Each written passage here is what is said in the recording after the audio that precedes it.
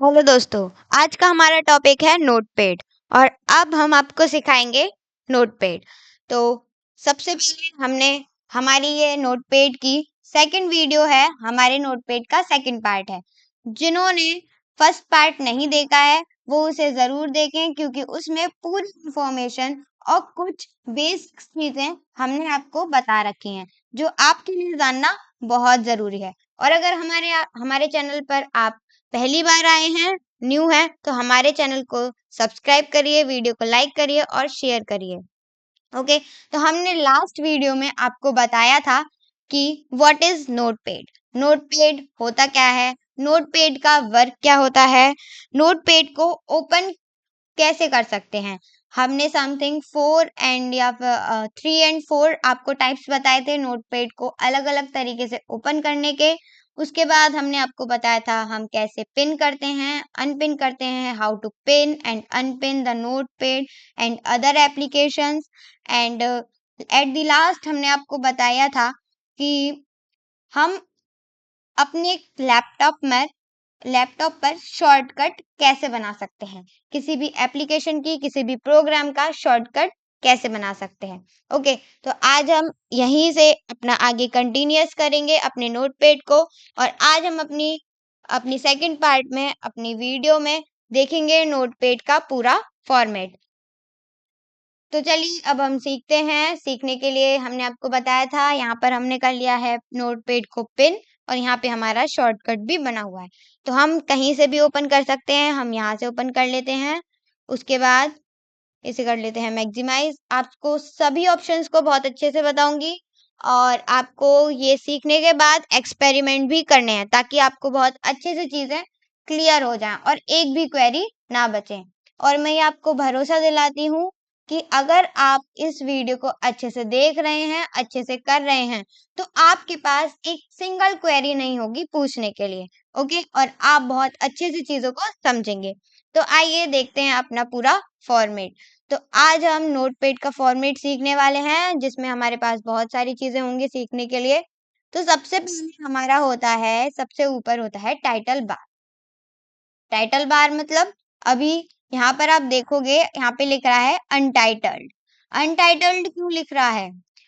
एक छोटा सा डिफरेंस है, छोटी सी चीज है जो आपको समझना बहुत जरूरी है।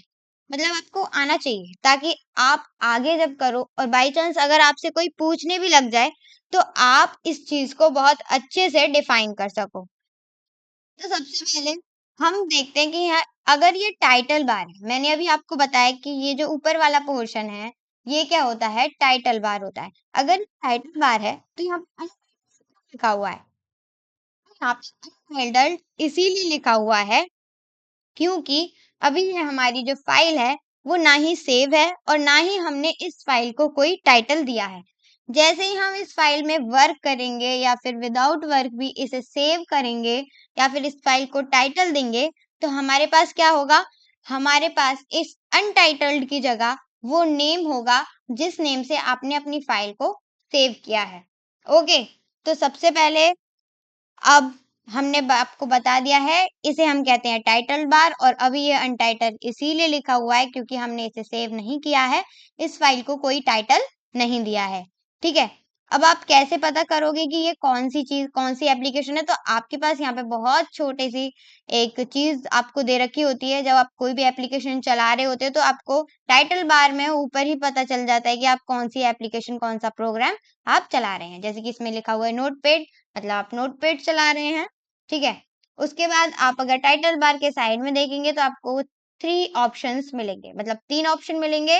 पहला होगा मिनिमाइज का, दूसरा रिस्टोर डाउन जिसे हम मैक्सिमाइज भी कहते हैं, और उसके बाद आता है क्लोज का ऑप्शन। ठीक है। तो इन तीनों का वर्क क्या होता है अभी हम आपको ये भी बताएंगे। तो ये क्या होता है, सबसे पहले हम देखेंगे मिनिमाइज को। तो मिनिमाइज का वर्क क्या होता है, मिनिमाइज जब आप कोई भी डॉक्यूमेंट बना रहे होते हो, मान लीजिए आप समथिंग 4 एंड 5 एप्लीकेशंस को एक साथ बना रहे हो।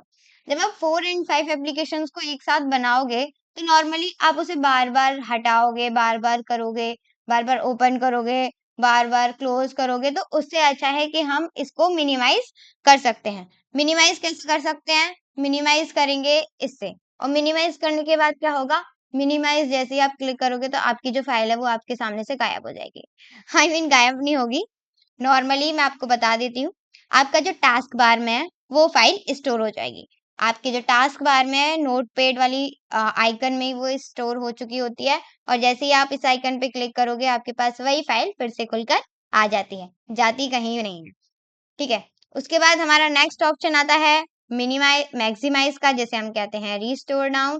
और इसके बाद मान लीजिए इसका काम क्या होता है, आप सपोज करिए, मान लीजिए कि आप दो चीजों पर, दो एप्लीकेशंस पर काम कर रहे हैं। ओके, जब आप दो एप्लीकेशंस पे वर्क कर रहे हैं, मान लीजिए आप एक नोटपैड पे वर्क कर रहे हैं, एक एमएस वर्ड पे वर्क कर रहे हैं, तो आप एमएस वर्ड का खुल गया, तो अब आप क्या कर सकते हो, देखिए मैं मैक्सिमाइज का वर्क क्या होता है, जब आप मैक्सिमाइज करते हो ना, तो आपको आपकी जो स्क्रीन होती है, वो आपकी जो एप्लीकेशन होती है, वो आपको आपके डेस्कटॉप पे देखने को मिल जाती है।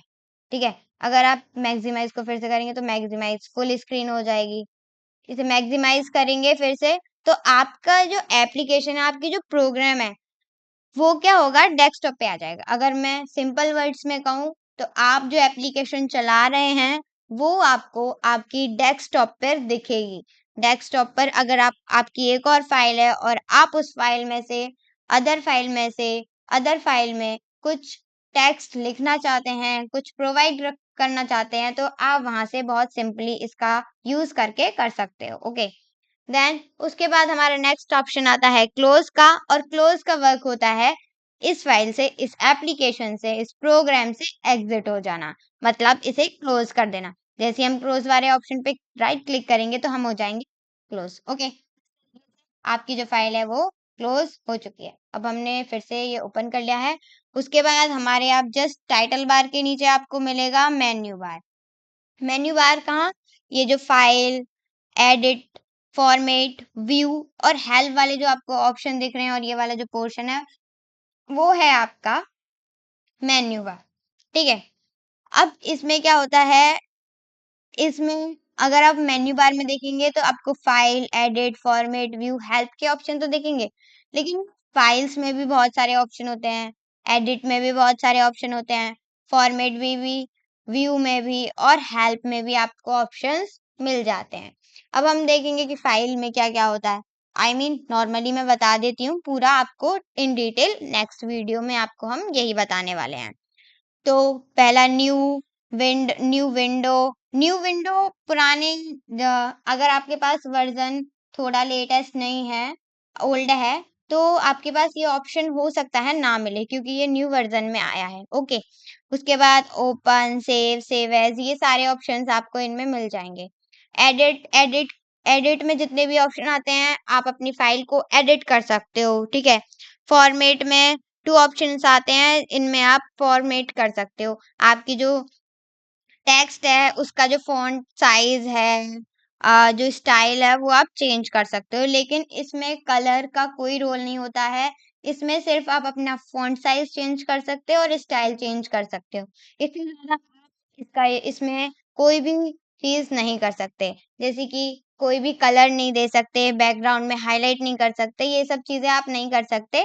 फॉन्ट फैमिली वगैरह नहीं दे सकते, नॉर्मली आप फॉन्ट चेंज कर सकते हैं, फॉन्ट साइज को, और अपना स्टाइल चेंज कर सकते हैं, जैसे कि इटैलिक में करना हो तो इटैलिक में आप कर सकते हो। ओके, फिर उसके बाद आता है व्यू। व्यू में आप कुछ देखना चाहते हैं तब, और फिर हेल्प, और आपके हेल्प के लिए ये ऑप्शन आपको दिया जाता है।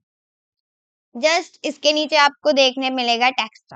अब इसका मतलब क्या होता है, ये होता है जहां पर आप वर्क कर रहे होते हो। ओके, इसे हम कहते हैं टेक्स्ट।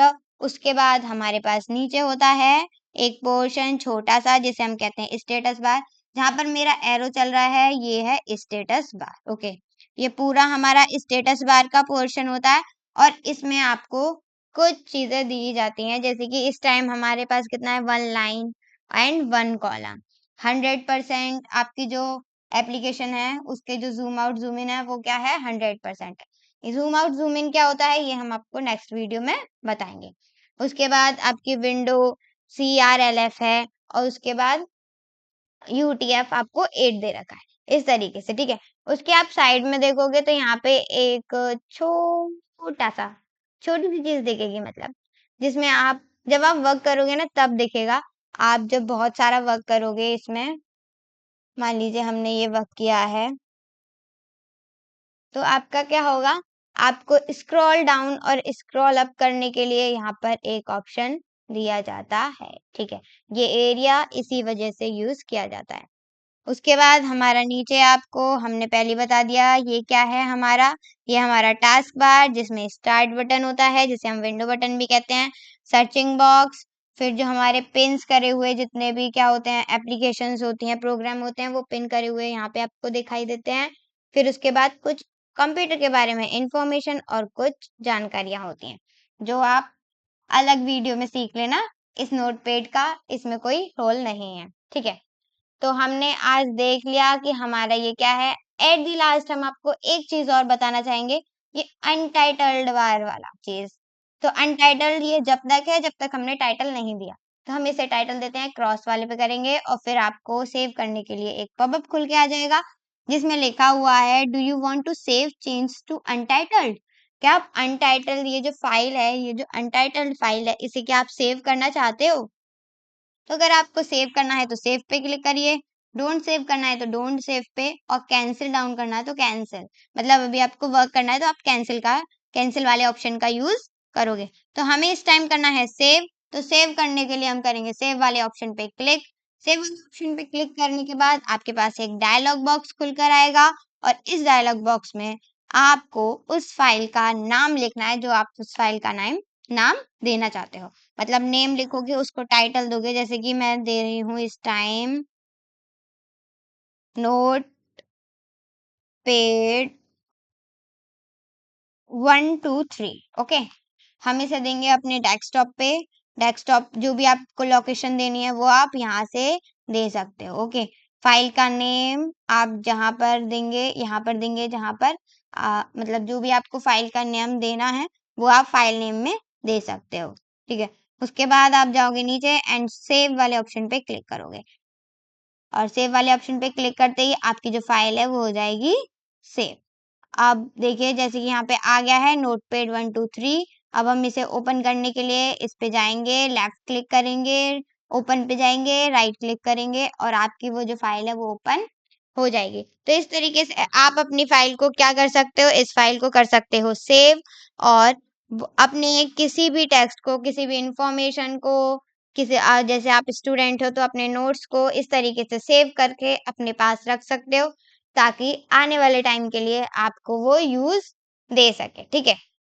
आई होप आप सभी को बहुत अच्छे से समझ में आ गया होगा जितना भी मैंने आपको बताया है। अगर अभी भी कोई क्वेरी है, वैसे कोई क्वेरी नहीं बचनी चाहिए क्योंकि मैंने हर चीज बहुत अच्छे से बताई है, बहुत अच्छे से करा है, इसीलिए आपको कोई भी क्वेरी नहीं होनी चाहिए। लेकिन अगर फिर भी है, कुछ भी छूट रहा है, आपके माइंड में नहीं आ रहा, क्लिक नहीं हो रहा है, तो आप कमेंट में जाकर हमें बता सकते हैं, ओके। इसी तरीके से हम अपनी वीडियो को यहीं पे स्टॉप करते हैं। Thank you so much for watching video. And अगर आप हमारे चैनल पे न्यू हैं तो हमारे चैनल को सब्सक्राइब करिए, वीडियो को लाइक करिए, अगर अच्छी लगी है तो शेयर करिए, ताकि और भी लोग इस चीज का प्रॉफिट ले सकें और भी नई चीजें सीख सकें, okay. Thank you so much for watching video.